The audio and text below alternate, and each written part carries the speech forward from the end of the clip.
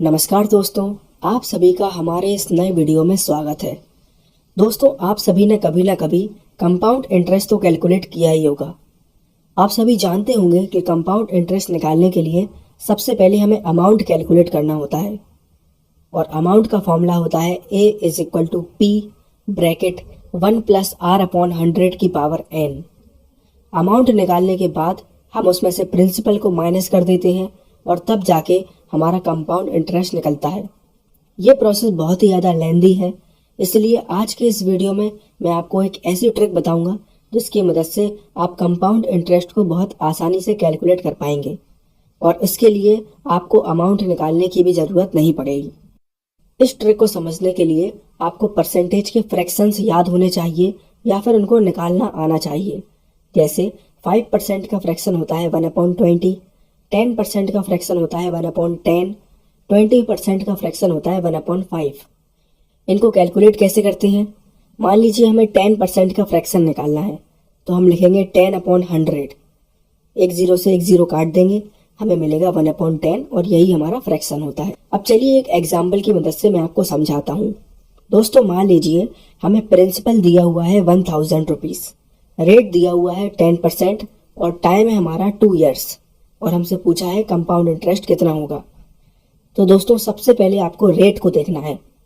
Rate हमें दिया है 10% और 10% का फ्रैक्शन कितना होता है 1/10। तो दोस्तों, हमें यहाँ पे ये देखना है कि 1/10 का मतलब क्या है। 1/10 का यहाँ मतलब है कि 10 रुपीज पे 1 रुपये ब्याज, यानी कि अगर हमारे पास 10 रुपए है तो हमें 1 रुपये ब्याज मिलेगा। यानी अगर हमारा अमाउंट 10 रुपए है तो हमें 11 रुपये मिलेंगे, राइट। तो हमने लिख दिया 10-11, राइट। अब दोस्तों, ये बात हो गई 1 साल के लिए। हमारा टाइम है 2 साल, तो हम इन दोनों पे 2 पावर लगा देंगे, राइट। 10 की पावर 2, 11 की पावर 2।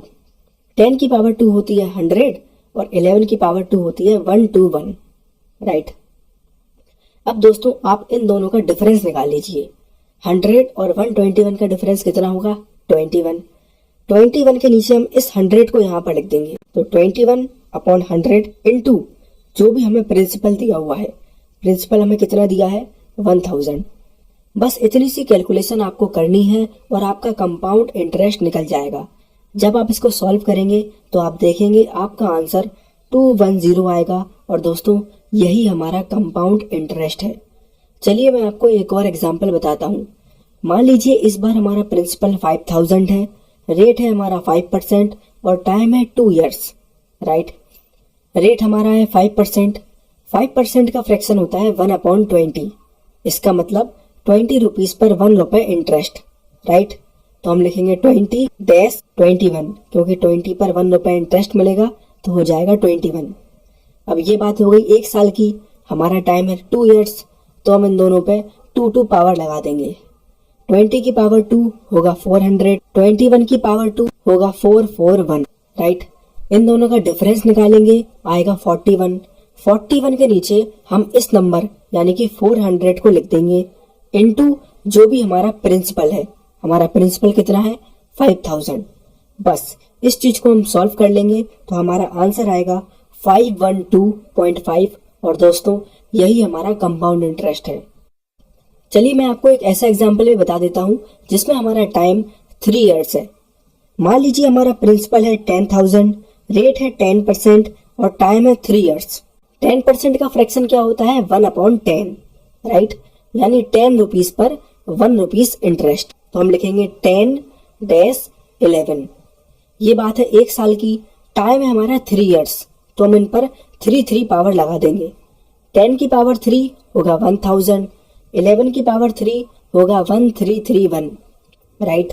इनका डिफरेंस निकालेंगे तो आएगा 331 डिवाइडेड बाय, यहाँ पर लिखा है 1000 तो हम 1000 लिख देंगे, इनटू हमारा प्रिंसिपल है 10,000 तो हम 10,000 लिख देंगे।